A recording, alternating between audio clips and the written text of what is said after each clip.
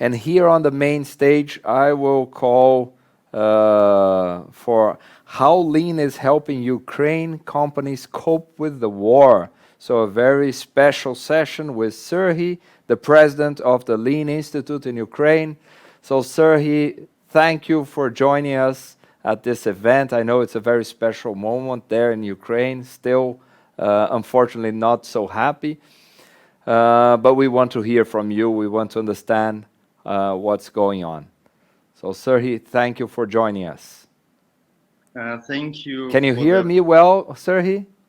Yes, yes, everything is fine. I hope my connection will be okay. Unfortunately, after all the bombings and missiles, the quality of internet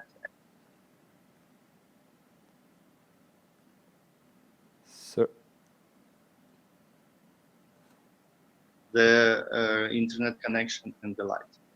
I hope that everything will work. Okay.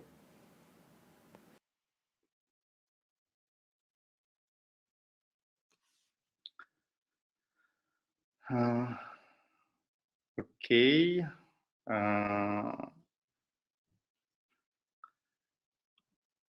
Colleagues, hi.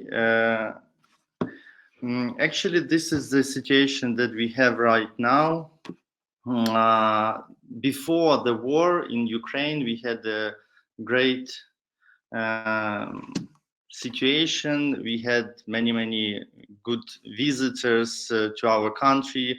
Our country is really big, and we were happy to invite John Shook, Chavdetas Dagan, Peter Willets, and many others to our country, and we were really happy that we can provide them with good examples and good opportunities to cooperate and to spread Lean in our country.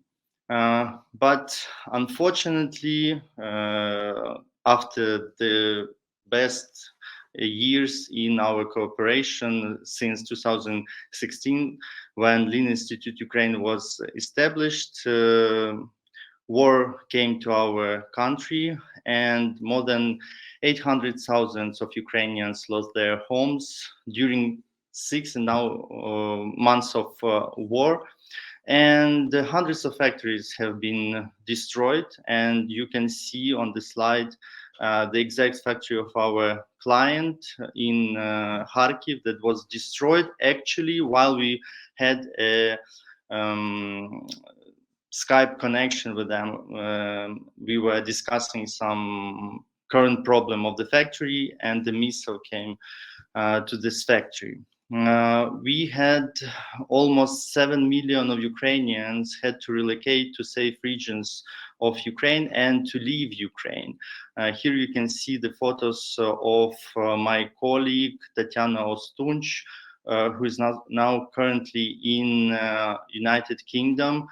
She left home with her daughter in the middle of the left photo. In nights, it was in terrible conditions just to survive.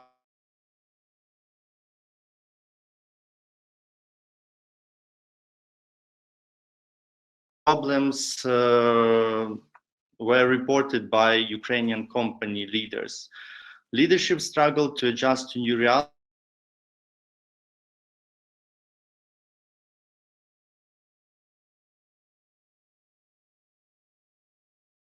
Rapid development of capabilities. And starting from the first point, leadership, we had our great leader, President Zelensky, who showed us how to behave in the war. But in general, war shows who all the leaders are, who we are in this war, the true face of people and leaders. And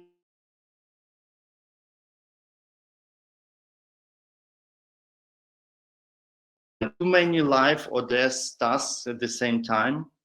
Managers are afraid to do anything because they believe it can make the situation even worse. We had really terrible situation when we had to do our work from shelters.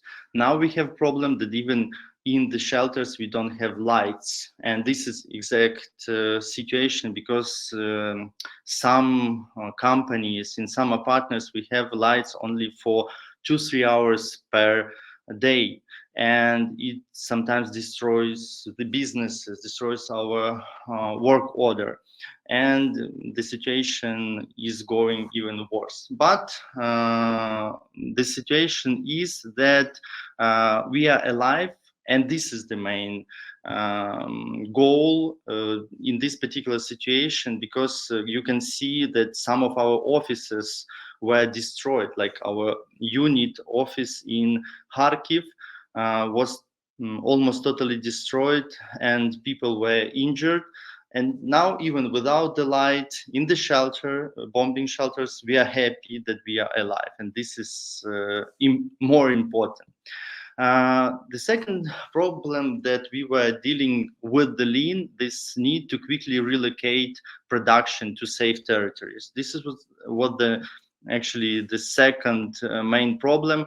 And people, companies, they were leaving their own factories and starting everything from scratch in the western part of Ukraine. You can see our clients, they try to understand how to do the perfect layout in the existing situation, and Lean helped them with the idea of the factories transformers. We choose premises with the potential for rapid change. This was the main idea. Without walls, without any influence of the foreign stuff, we needed to understand that we can't build the factory, the ideal factory in these circumstances, but we needed to have the opportunity to change everything rapidly. We used flexibility, specific to walls or no walls, and it really helped, this idea of lean flexibility, agility in some way. It worked for our clients. Many buildings were destroyed, and we were happy that lean construction helped in some circumstances to find a better way to build houses. Through lean construction, the speed of construction was decreased, like 50% in one particular case that you see on the slide. Some ideas of multi-floors buildings, some good instruments that Lean already had before the war, and we had the opportunity to suggest it. We are really thankful to our friends and colleagues from USA that suggested to help our engineers to find know-hows, and we have a request for them and proposal invitation for the architects and engineers to visit some innovation centers in USA to find these know-hows. Thank you everybody who is supporting Ukraine and in this particular area as a case. The third problem that we were dealing during the war, and we are dealing right now, is losing experienced people.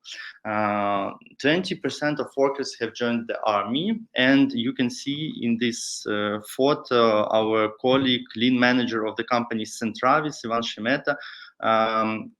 This is interesting situation because last year during the Lean Global Connection, the owner of the company Centravis pipe production company was presenting his case, and he was happy to show the results of lean implementation in his company.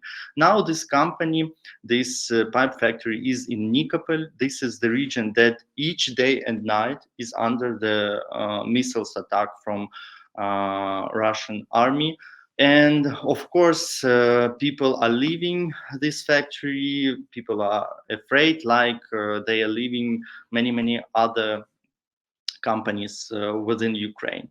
Their help came from TWI logic of dealing with the loss of experienced people. And we were really happy when John Shook asked TWI Institute, especially Patrick Graup, to help us. We had an immediate meeting, and they were really helpful with the teaching our staff, our consultants, with the TWI instruments, and we started immediately doing trainings within companies that we had at this time, and the results were really impressive. For example, for this particular pipe company, we had to save some knowledge. We did some standards for training, and we were doing those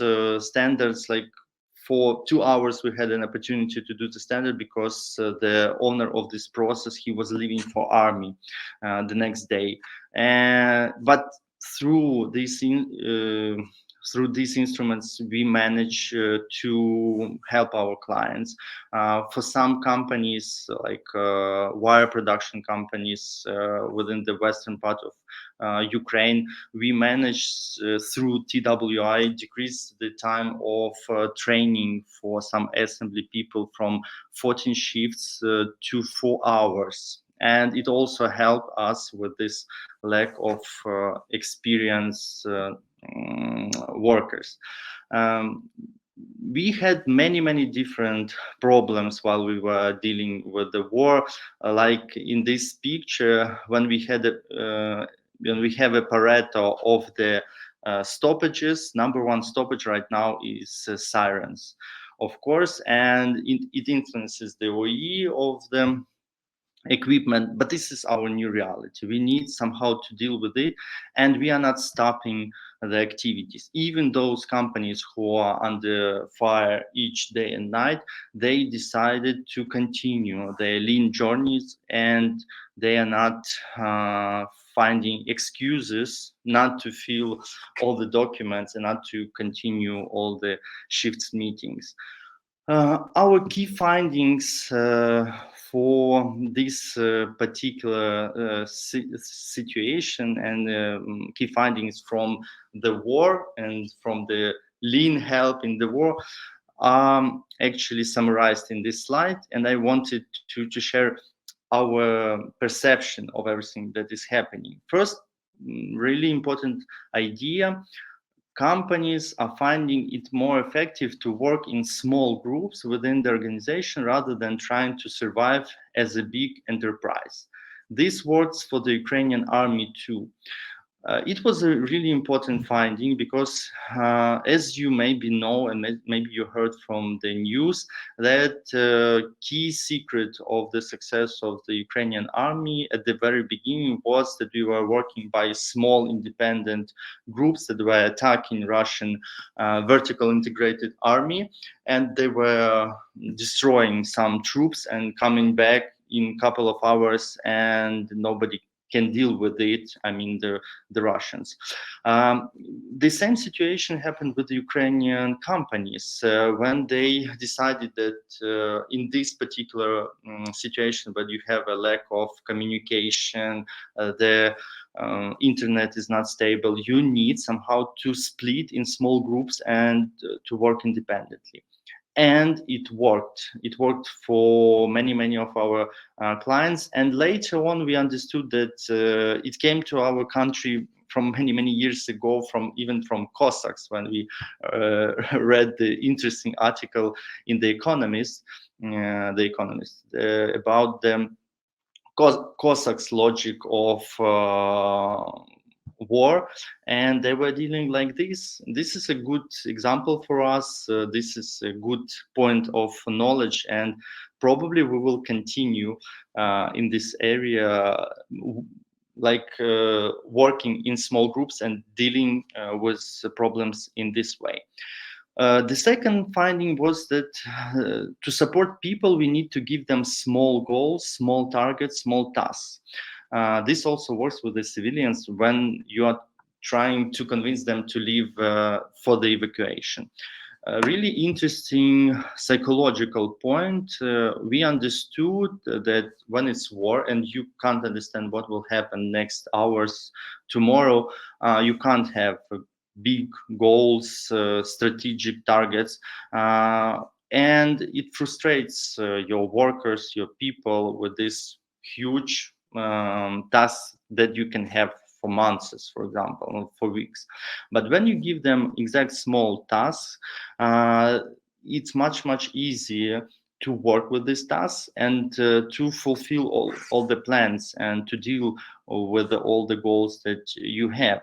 And this case with the civilians, it was really personal situation, because so many people, even knowing that Russian army is coming and they can destroy you, kill you, they were afraid even to start their journey running from the territories. But those were your relatives, your workers, like in our company, in Lean Institute, many consultants, they were afraid to start their journey, even from Kiev, when Russians were coming to them. But when you give them small tasks, like you just take this ticket, take this bus, take this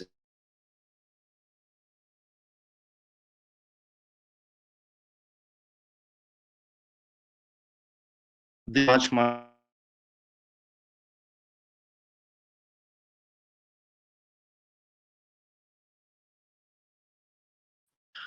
also, it was important to understand that COVID-19 prepared us through a technical point of view, and also it helped us to deal with our people with this knowledge that once we helped you in the very difficult situation, we were really supportive. Please believe us in this war that we will be supportive also, and we will not leave you with these terrible situations.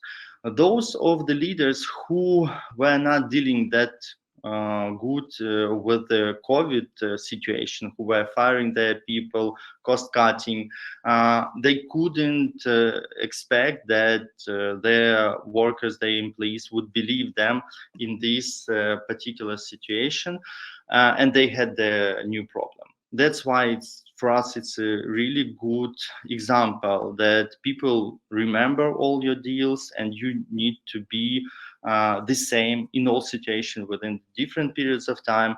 And then when the something terrible comes, people will believe you, people will support your companies, people will support you as a leader also.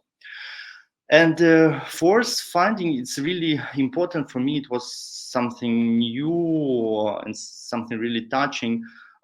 People are afraid of being useless, and now they are happy to do the work that they did not want to do before. This is really crucial and important, because before the war in Ukraine, some of the workers, they were against, like TPM, TWI.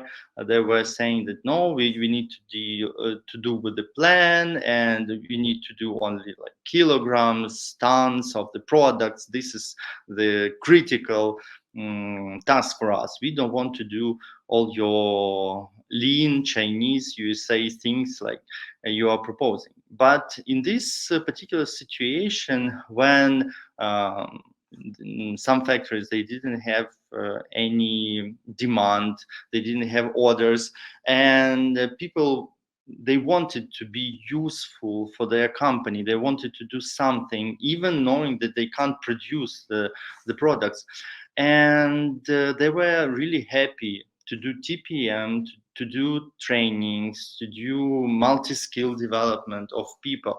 And for me, it was really important to understand that in some critical situation, it is really important to be busy, to be useful, to understand that you are helping your company, your country, your city, and it will work further for you. In general, we are really happy with the situation, how we are dealing right now. And I didn't want my presentation to be with some grumpy face or unhappy face. We are dealing good. We have our victories. We have our successes on the battlefield. We have our successes and victories in the economical portions of our activities. Of course, it's all because we have support of the world. We have support of the Western countries and all other countries who are really supporting us with the weapon, with money, with all the needed contribution. And it's also showed us how can we deal in this particular situation, that we are not alone. We can fight even much bigger enemy when we are not alone in this particular situation. And with good leadership, with the help of others, we can succeed in all our activities. For us, it's really important to understand, and through these ideas, I want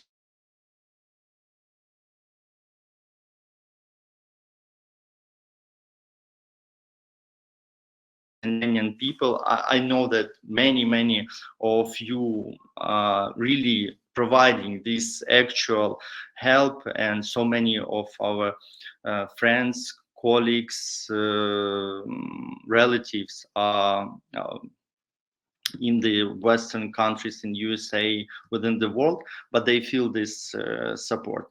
And actually, many activities were done by Lean Global Connection, by Lean Global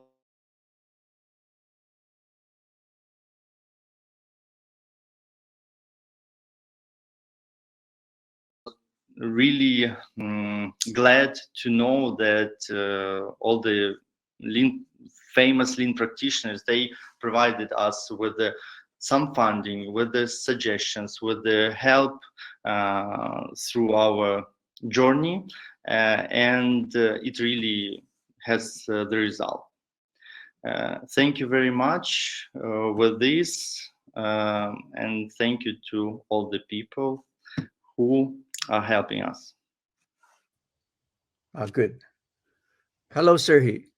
Hello, John. First of all, thank you for the presentation, but also thank you for being an inspiration for all of us. The world has Ukraine as an inspiration, and LGN we have you as an inspiration. I'd like to invite anyone to ask any questions if you have in the chat. I could get started a little bit. You mentioned that you wanted to smile and not be a grumpy face, but I was thinking that already when we spoke in February. You were not smiling. You were clearly struggling to deal with the situation. Of course, you were. Our theme this year is turbulent seas and sailing. As humans, we have no more turbulent seas than the violence that you have been subjected to. But you've learned to smile. It happened over. I saw it happen over a few months, and you're smiling now. I think not just for us. I think now you can smile. So this mindset is something to remark upon. How to maintain a positive mindset even in this situation. So many of us struggle day to day with that anyway, when we have no problems. I have no problems compared to what you're going through. But this notion of mindset, I mean, clearly, not to go off on this side, but Putin is stuck in a 19th century mindset, taking territory. It's the most insane thing. But you pointed out the need that you've learned that people have to stay busy. People want to contribute. and this is saves them mentally. You mentioned the Cossack culture. Do you actually see a connection between how you and the institute and Ukrainians are able to absorb the situation and get stronger, and the culture, I guess, the national culture that was there? Do you actually see that? Yes, it's true. Yes, we can see it every day with the new problems that are coming. I see the reaction of people. I see how we deal with the new struggles. Like we had just bombings, missiles at some point. Now we don't have light, we don't have internet at some point, but I don't see that it somehow in negative way influences us because we are close to the victory that is bigger than anything that we are dealing with. This should be a crucial victory for our country. uh, we are really becoming independent in this way, and also it's because we have so many examples. It's about the leadership. It's your obligation to smile, not to be grumpy, because you are responsible for your people, for the team that you have, for your country, for those who are fighting and sometimes dying even. If you would be grumpy and saying, "Oh, I have such a terrible situation, I don't have enough light," it's not fair to those who is really fighting. You need to continue your activities. You need to do your business. You need to pay taxes. You need to help every minute your country and your people in this terrible situation. We see how it works, and it works. We have all these victories that we have. It's proven by exact examples. Exactly. So there's mindset that sounds like a soft, vague thing, but it's connected to real things. You did Hmm. have a big victory this past week. Congratulations on what has happened. But then that also brings more, challenge that happened right after that as well. But connecting this with the micro things, I'm not sure Hmm. how many listeners noticed one of your last slides. OEE. We all are concerned with how to have equipment up, and we have our PM activities, preventive maintenance, and then we follow what's the causes of downtime. Hmm. So to have as your number one cause of downtime sirens, so then Hmm. we have to stop work, is just a remarkable situation. So there's mindset, and there's how to connect that with the moment to moment. And it seems that as you've progressed over the last year, that's simply become part of the fabric of what you do. Even where you are today, it took you 15 hours by train because there's no air travel. You and I Yeah. took the train part of that way together 5 years ago. Um, but then it was peaceful circumstances. And now you've simply made this part of yourself. It's like as humans, there are always unknowns and uncertainties and disruptions that happen, but we pretend they're not there. You no longer pretend. You seems Mhm. like you're accepting and even embracing reality. And again, it's an inspiration for us all. How of course you want peace to come soon. But aside from that, how do you see things unfolding for your team and for the companies you work with? Do Mhm. you have any sense of how things will unfold? I'm not talking about the war itself, but how you can continue then doing what you're doing. The situation really shows that we can adjust ourselves and our activities to anything. Almost everything we can deal with it. And even with those sirens, I see what are the suggestions, what are the solutions. People are changing the shifts, the timings of these hours where we have less bombings because it's inconvenient for Russians to bomb in this time of the day. Or here we can go to the night time of production because the electricity is more available in this particular situation.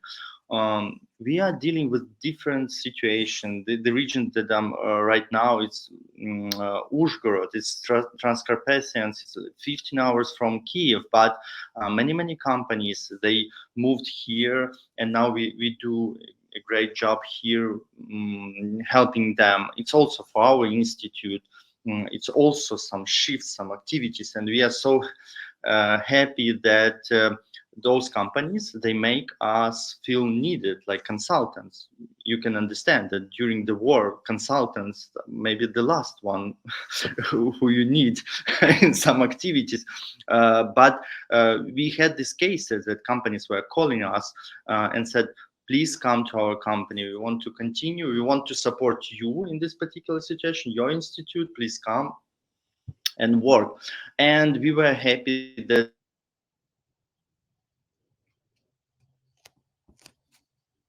So the power, as are you back? Are you back, Serhii?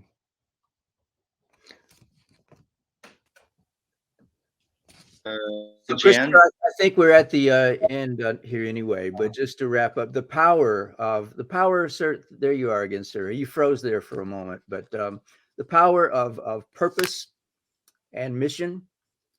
But then breaking that down into small things, as you said, small groups, small targets, small tasks, and then so everyone can engage moment to moment with what to do next.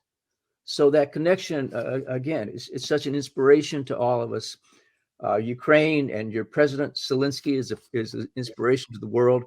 And we, as a Lean community, have you to serve as an inspiration. Thank you for presenting, and thank you for doing what you're doing. Thank you to all, guys. Thank you very much.